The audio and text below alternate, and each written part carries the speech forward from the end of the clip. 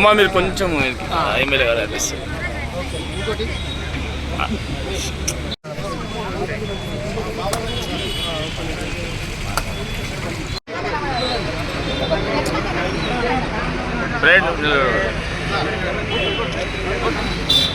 నిలబడండి అంతే. వెనకాల కాలు ఉన్నది కింద పడ జాగ్రత్త. ఇప్పుడు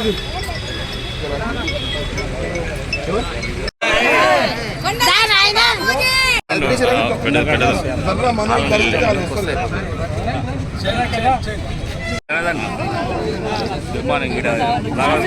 వస్తున్నా.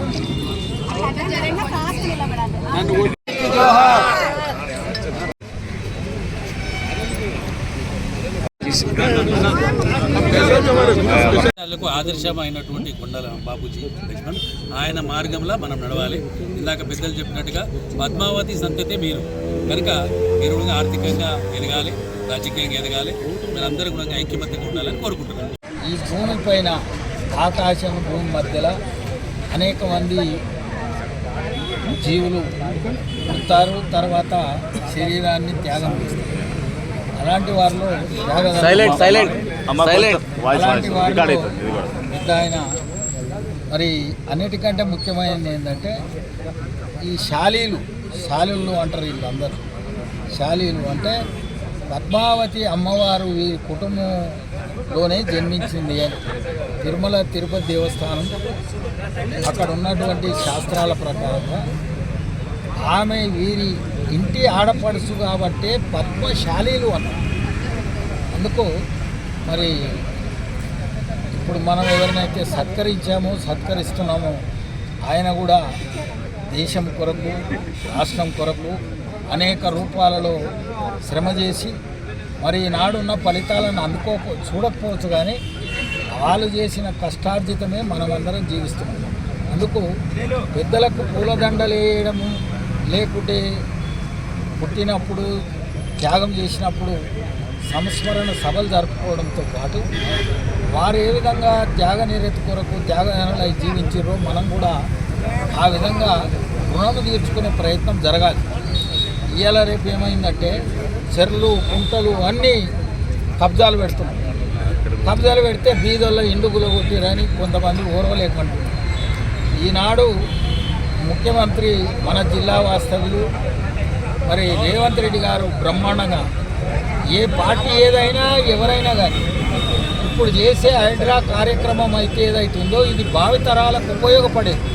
వేరే పార్టీలు కూడా అనవసరంగా దాని మీద రాద్ధాంతం చేయకూడదు. ఎందుకంటే నేను కూడా చిన్నప్పటి నుంచి ఈ పాఠశాలల కొరకు అనేక కష్టాలు పడినటువంటి సందర్భం ఉంది.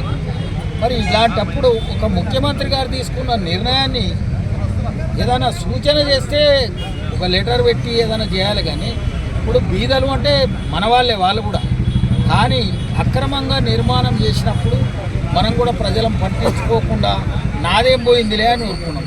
ఇవాళ మరి 10 ఏళ్ళు ఉన్నోళ్ళు ముచ్చుకుందా నది, అది మూసినది కాదు, ముచ్చుకుందా నదిని పరిశుభ్రం చేస్తామన్న వాళ్ళు 10 ఏళ్ళు ఏం చేయకుండా ఇవాళ చేసే వాళ్లకు కట్టలు పెట్టే ప్రయత్నం చేస్తున్నారు. అది మంచి పద్ధతి కాదు. ఏ పార్టీ వారైనా ఇప్పుడు హైడ్రా చేసేటువంటి భావి తరాల కొరకు చెరువులు, కుంటలు, పాటుకాలువలు వీటన్నిటి అంటే మన శరీరములో పాంచభౌతిక దేహం దీంట్లో సాక్షిగా మీరు కూడా చెరువులు, కుంటలు, చెట్లు అన్నిటినీ కాపాడే ప్రయత్నం జరగాలి. అన్నిటికంటే ఓర్వలేనితనం ఉండకూడదు. ఎందుకంటే ఓర్వలేనితనం ఉంటే రోగాలు ఎక్కువ వస్తాయి, డాక్టర్లకు పండుగ అవుతుంది. కాబట్టి అందరికీ కూడా మరి ధన్యవాదాలు. తెలంగాణ జాతిపిత కొండా లక్ష్మణ్ బాపూజీ గారి యొక్క 109 జయంతి సందర్భంగా పార్టీలకు అతీతంగా, కుల మతాలకు అతీతంగా అందరం కూడా ఆయనను గౌరవించాల్సిన బాధ్యత ప్రతి తెలంగాణ పౌరుని మీద ఉంది. కాబట్టి ఈరోజు ఆయన జయంతి ఉత్సవాలు రంగరంగ వైభవంగా అందరూ మహిళలు కూడా రావడం జరిగింది. చాలా ఆనందంగా ఉంది ఈరోజు. కాబట్టి మనం కొందరిని పెద్దలు బక్క నరసింహన్న గారు మాట్లాడినట్టుగా కొద్దిగా పుట్టుకతో నివ్వరం గొప్పలం కాదు. తల్లి జన్మము ఇచ్చినప్పుడు మనము మన ప్రవర్తన మీద మన చరిత్ర నిలవాలనుకుంటే ఒక త్యాగ గుణం ఉండాలి మన దగ్గర. మానవాళి ఎంతో కూడా స్వార్థం స్వార్థం స్వార్థం అని ఈ సమాజాన్ని కాల్చేస్తూ ఉన్నారు, సమాజానికి ఆటంకంగా మారుతూ ఉన్నారు, వ్యవస్థలు అట్లే పనిచేస్తూ ఉన్నాయి, కొందరు పాలకులు కూడా అట్లే పనిచేస్తూ ఉన్నారు. కాబట్టి అప్పటి నాయకులను స్మరించుకోవాల్సిన బాధ్యత మన మీద ఉంది. కాబట్టి కొండా లక్ష్మణ్ బాపూజీ గారు కూడా ఒకరు. అందులో ఒక పద్మశాలి కుటుంబంలో జన్మించిన వారి యొక్క చరిత్ర గొప్పది. పద్మశాలి అనే ఓటు ఎందుకు వచ్చిందంటే పెద్దలు వాళ్ళు ఆధ్యాత్మికంగా వంటబట్టిన వేదాలను వేద పండితులంతా వంటబట్టలేదని పక్క నరసింహులకు ప్రతి చరిత్ర తెలుసు వారి. కాబట్టి నాకు కూడా తెలియదు. ఇప్పుడే పద్మావతి అమ్మవారు ఆ సంతతికి సంబంధించినట్టు అంటే చరిత్ర తెలుసుకోవడానికి కూడా ప్రయత్నం చేయాలి మనం అందరం. కాబట్టి చాలా గొప్ప విషయం చెప్పింది ఈరోజు. కాబట్టి మనమందరము సమాజానికి మంచి చేయకుండా పర్వాలేదు, సమాజానికి చెడు చేయకుండా ప్రయత్నం చేయాలి మనం అందరం. కాబట్టి ఒక అంకుటిత భావంతోనూ ఒక సంకల్పంతో వాళ్ళ ఆదర్శమూర్తులు మనకు. కాబట్టి వాళ్ళ అడుగుజాడల్లో వాళ్ళ సిద్ధాంతాలు వాళ్ళు నడిచిన భావన మనం నడచడానికి ప్రయత్నం చేయాలి.